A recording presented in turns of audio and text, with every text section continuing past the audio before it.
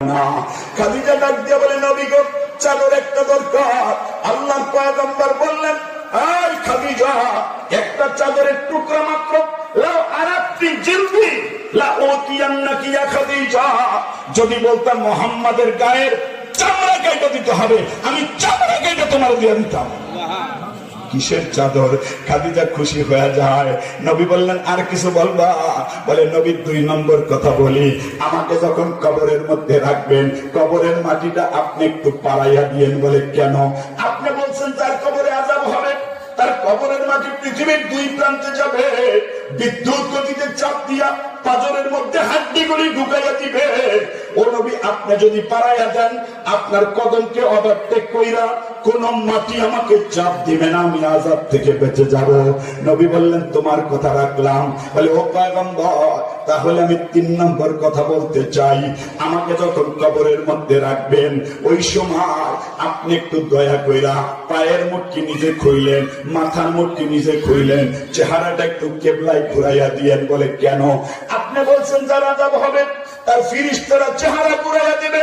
ও বন্ধু আমার, আপনি যদি একটু চেহারাটা ঘুরাইয়া দেন, আপনার হাতের সম্মান কইরা ফেরেশতারা আমার চেহারা ঘুরাইবে না, আযাব দিবে না।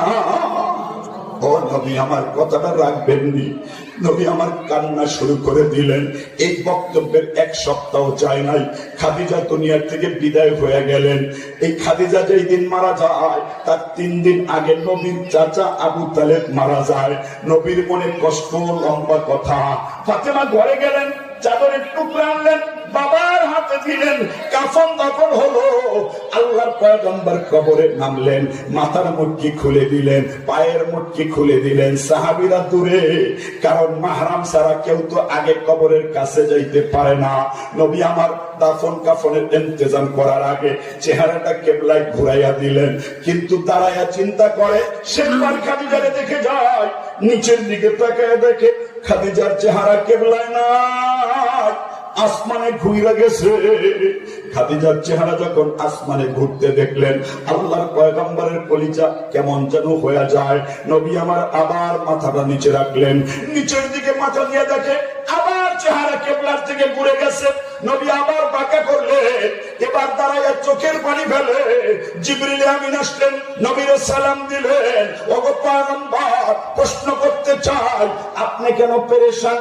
বন্ধু জানতে চাইছেন? বলে, জিবরিল গো, খাদিজার চেহারাটা কেন যেন ঘুরে যায়, তাহলে কি আযাব শুরু হয়ে গেল নি?